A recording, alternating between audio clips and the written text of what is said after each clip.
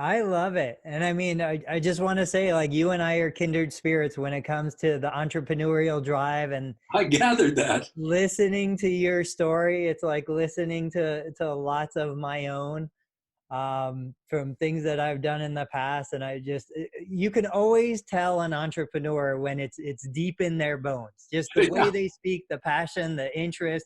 It's not about the money. It's not about the success and the other stuff. It's about the experience and the creative process and bringing something to market. From the clinical side, I will tell you, I definitely think there's a much larger market. I don't think even 20% penetration when we're talking post-op, because I've been in this game 20 years. I've been fortunate to talk to lots of clinicians. I know the clinical brain. Now, I'm an entrepreneur that stepped into the clinical role. There is so much opportunity out there for the simplicity of the product that you have, and I'm on board with everything that you said, from the sense that I think clinicians in general, especially newer grads, they look at the device and they're thinking, well, can't really build strength. You need to overload the tissue to build strength. You can't really do this. You can't really do that. And I'm in the clinic. I'm seeing patients. I saw a patient today, 2 weeks post-op rotator cuff repair. I understand the clinician's frustration of the patient doing things, quote, incorrectly, the compensations and all the crazy stuff we see patients do. But on the flip side, you kind of alluded to this, and I think this is a huge underutilized opportunity. I think so much of what we deal with in shoulder pain is a chemical problem, and a little bit of movement, a little bit of control. Your pulley system gives the patient control. It's me putting control back into their hands, and we know, at least I know, control is probably one of the best analgesic, has one of the best analgesic effects of anything. When you can say, look, this is something that you have control over. You can do it when you want, when you're ready. This is how you do it. It's just incredible how empowering the patient to take control makes that difference. And so I think if we can shift a little bit of that clinician's mindset to say, look, forget what you think you know about a shoulder pulley and some of these devices. Let's look at this with a fresh set of eyes. What opportunities do we have here for the price point, the insane value and versatility? I Yeah. published more videos today where, you guys haven't seen them yet, I don't think, but I'm doing stuff laying on the ground.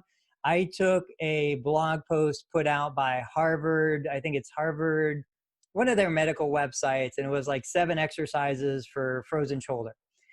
And I redid all 7 exercises, doing video demonstrations of them, and they're basic Codmans and, stuff. I used the pulleys where I wanted to use the pulleys within the 7 exercises, but I feel like there's so much opportunity to expand the perception of how these devices can be used. And like you said, the truth. So here's reality. Before I was a therapist, I owned a physical therapy clinic. The physical therapist who worked with me, who's now my wife, who's in bed upstairs, she said, Tony, you have got to become a therapist. Therapists will not trust you if you're not a therapist. Doesn't matter how much you know, doesn't matter how well-intentioned you are. They are very particular. And it's true. Like, I love the profession before, I love it now, but if I didn't have those initials after my name, I was an outsider and all I cared about was money, when of course that wasn't the truth, And so a big part of me going to get my master's in PT was so that I could relate and connect with the community on a peer-to-peer level. And that's what I've done over the years. And, it's worked out well. And Sure. I treat patients because it's my passion. My business pays for my lifestyle and it fuels my hobby. My hobby is treating patients to the best of my ability. Now I dip a toe in social media and marketing and YouTube, and, kind of like you, before I was a physical therapist, I was actually a fine artist.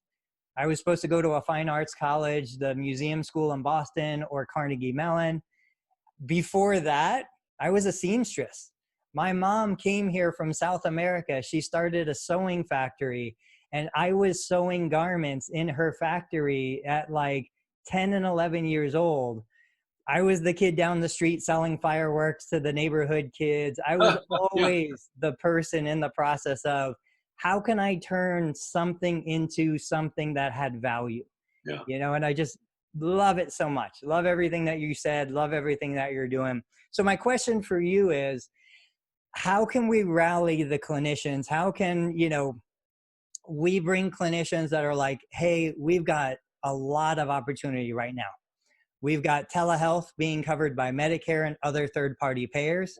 Yep. Even if I can't come to the patient's home or the patient doesn't want to come out to the clinic because of the current state of affairs, I could ship a Pulley system to them. I could pre-record a series of videos. I could provide live real-time initial evaluation just like we're doing right now. And then behind that, bring the equipment and bring the digital videos of the exercises they need to do. Like, what are you guys thinking as a company about some of the stuff that's going on right now between technology and the pandemic and everything? Well, I don't know if Eric and Camille told you, but I purchased a clinic in Idaho No, okay. at the beginning of the pandemic. Uh, Good timing. no, it wasn't. And I made 2 or 3 critical errors, and it probably cost me $50,000 to $70,000 Yeah, to make this mistake. I don't regret having done it because if I had never done it, I never would have learned what I needed to learn, and I'm not sure. But I bought it in Idaho because in Washington State, the Corporate Practice of Medicine Act prohibits me from being an owner. yeah. But Idaho, as you may know, is the Wild West, and anything can happen there. I'm glad you bought it, I- Rob. Welcome. Is that how you two connected? Yeah, that's how I met Camille. Gotcha. And you'll I'm a appreciate this. biller. Yeah, yeah. My background is billing, mainly chiropractic, physical therapy, and so he hired me for I office see. manager, stuff like that. So I ran an ad looking for an office manager from a chiropractic clinic because I knew they knew how to ask for money. Sure. So yeah. So anyway, so we purchased a. So my thinking was this, Tony. Telehealth was, being bantered about. I was following Jared Carter Yeah, because I was trying to think ahead about how we could be on the cutting edge with those people that were going into cash-based practice. And I sure. thought, well, why don't I see if I can learn this? This won't be too expensive. And I found a guy who had closed a clinic but hadn't closed out his corporation.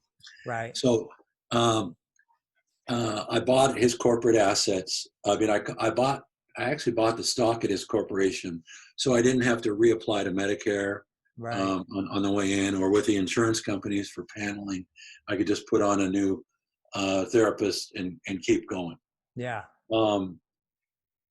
Retrospect, buying a closed but still licensed operation wasn't the best move. I should have held out to buy a going concern because several came up for sale as the pandemic came on. Oh, true.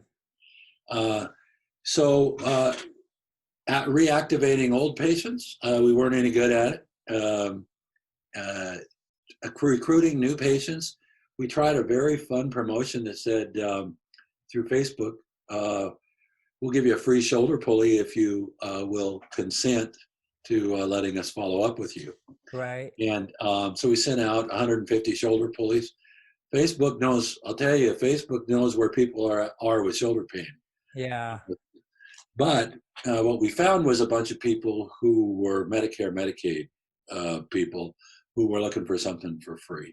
Right. And so when we asked them to either do a Zoom consultation, a small percentage of them, maybe 5 to 10%, agreed to a Zoom consultation, and only a couple of them then went into a plan of care. And so I kept thinking, we're going to make it. Money's cheap right now, Yeah. so I can try to hold on. And then the second wave of the pandemic hit, and we just hadn't gotten any traction. And so I called the landlord, and the landlord said, well, you're on month to month, so if you're really out, just drop off the keys. And so we've been winding it down for the last month.